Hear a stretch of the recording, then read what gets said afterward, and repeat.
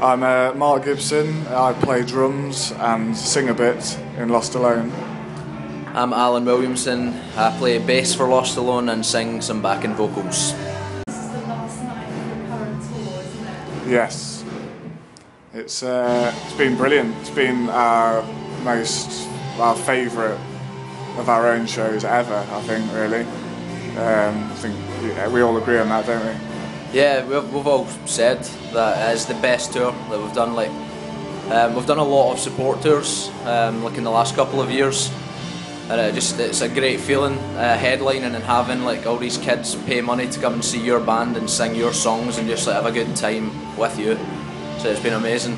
Yeah, we're really happy and appreciate people coming to see us. What's been the thing that's happened on the tour so far that's made you feel really kind of emotional so far as your fans are concerned? I think as an overall thing, it's actually people are coming to see us for the first time, and that's in itself is an amazing feeling. But then on top of that, our fans seem to be really dedicated in the way that they bring us letters that they've written, pictures that they've drawn, and all stuff like that. It just blows you away. You can't believe that people spend the time to do that about our band. It's crazy. Yeah, that's the thing for me. After each show we go out to the merchandise desk and stuff, and it's just talking to the fans and hearing what they've got to say about your music. That's always quite emotional. The fact they buy you gifts is amazing. Yeah. When you say that it's emotional, what they say about your music, is that because you've invested yourself so personally in your music? So. Yeah, I think so, because I think originally we play music kind of for ourselves in the way that we enjoy playing, and we've always wanted to form this band and be this band and do what we do. But then when someone comes up to you and says, and we've put everything into this band, I don't think people realise what we've done, the sacrifices we've made to make music, because we love it so much. And then when someone comes up to you and says, "Oh, I listened to your album and it got me through a really hard time," or it reminds me of one of the best days of my life, this certain song does also. And when people say things like that, it makes it even more real, and you think, wow, we've actually achieved something. So even if you had no commercial success, the fact that it's made a connection to people is in itself, I think, is a really huge achievement, and that's that kind of thing that just blows our mind, doesn't it? Yeah, I just agree with all that, man. Yeah. Thank you. What's the biggest sacrifice that you guys have made? For me, it was auditioning for the band on just a Thursday or something, and then moving from Glasgow down to Derby the following morning. So that was I literally left family, friends, my dog. Yeah, in fact, my dog was the biggest sacrifice. To leave it up in Scotland, a Westie. Oh. Yeah. Well, he passed away, but I've got a new one. What's your new one? It's a Westie. we could literally sit and talk about dogs for in fact, forever. Yeah, me and Mark we love dogs. We love animals. Yeah. Not so much Steve. Yeah, I mean, I love animals. I can't have a dog because I'm in a band. What's those dogs you like? The big. Afghans. No. English bull terriers. Oh, I love them. The cone face. Oh, and Shar-Peis as well. I've got quite a few. Book, haven't you? Yeah, someone found out somehow that I liked Shar-Pei dogs, and they bought me this amazing book about Shar-Pei dogs. What are they? They're quite wrinkly. Yeah, loads of skin, loads of excess skin. Chinese dogs. They were bred for. They're very strange dogs. Yeah. What were they bred for? They were kind of bred for people royalty. They were more like a show dog, and they kept breeding them so they had more and more wrinkles and wrinkles. It's quite cruel, really, but they are amazing looking dogs. I think I've seen a picture. Very hard to look after, apparently. strange temperament. Really? Yeah. And they have hereditary breathing problems as well. There you go. What's the big- Attenborough. Sorry. No. Talking sacrifice now. Yeah, who's I can't. sorry. I think just it's hard for people to understand that you want to all you want to do is play music. You don't want to just get a normal job and buy a house and settle down, because ultimately, everyone who's probably formed a band knows that there's not a lot of money involved until you start kind of really making a success of it. But you have to put in that work of basically not having a job because you're playing so much, so you can't hold down a job. You don't really need money when you're on tour because it's kind of all provided for you, but then you go home and you haven't got a house.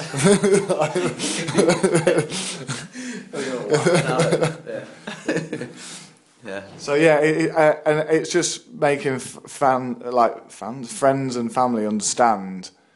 I mean, they do. Well, I'm lucky that I've had a supportive family that have understood. Yeah, I think that's a really cool thing. The three of us have got like supportive families, and not like once have they said like you shouldn't be doing this. And I think it helps that my dad, he's played guitar like since he was 13 years old, so he understands, and like it's like I'm kind of living his dream in a way as well. So he really pushes me. Yeah. Do you feel that music is a compulsion? Yeah, definitely.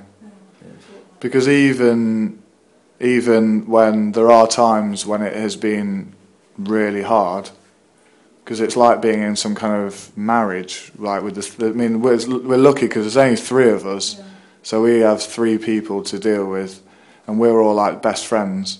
But there are times when it's like, you know, it feels like a marriage. It's like you're really working at. You know, you see the best and worst of people when you're on tour. When you're tired, you're hungry, you've got no money.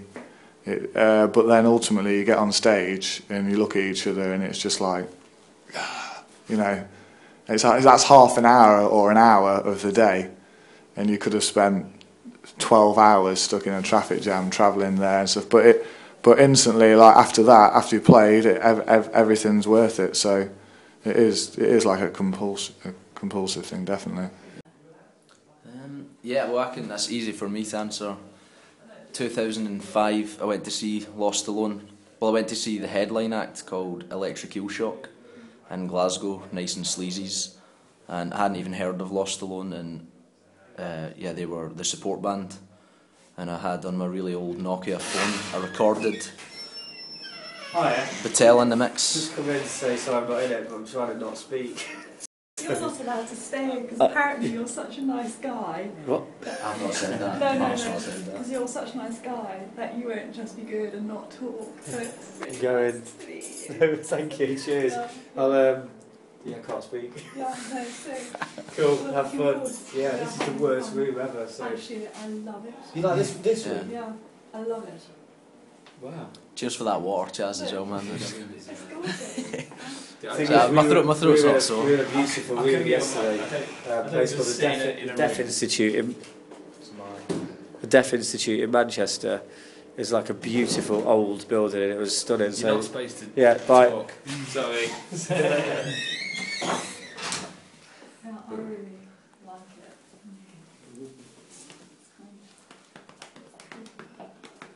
it. I don't get. How can you spill something on the ceiling? Is it once the floor? Can you carry on with what you were saying, please? Yeah, 2005, LostAlone with the support band. I recorded some songs on my phone, and went back, and the song was Blood is Sharp. I remember that. But yeah, so that was the first time in Glasgow I saw these guys play on stage, and then I just like fell in love with LostAlone then. And I used to get my band to support them in Glasgow until they'd let me join. Yeah, so well, me and Steve went to school together, so we were in the same class. That was the first time we saw it, so it was in class. Oh, describe that.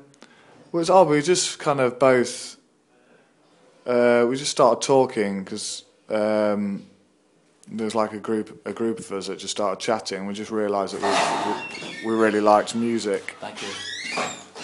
We really liked music, and I found out that Steve played guitar, and I didn't really play anything, but I wanted to play drums. So then me and Steve basically formed just like a two-piece, pre-White Stripes. It was just guitar and drums. Well, more specifically, it was a classical guitar and a briefcase, because I didn't have a drum kit, so I just played with pencils on a briefcase. That was it. Sounded better. Wow. Mm. How old were you? No, we were about when we first met, we were like 11.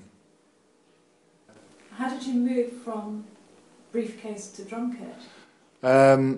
Suitcase. Oh, sorry, suitcase. I'm sorry. No, it was a briefcase. Yeah, I'm saying, did you move Oh, up? I didn't know. The school had a drum kit that I used to play on, and then I managed to convince my dad to, as part of some kind of Christmas birthday present combined, and a bit of money from a paper round, to buy me a drum kit, which he wasn't happy about. He said, "Why?" He said, "Why can't you be a lead singer?" He was kind of joking, but it's just because it was so loud having a drum kit in a house. And then our parents used to let us, every Sunday, they would go, either my parents or Steve's parents would take it in turns, would go for a walk for 2 hours, and they'd let us rehearse in the lounge every Sunday. And we were lucky because we had a music teacher, Mrs. Steele, who saw that we just loved playing so much, me and Steve.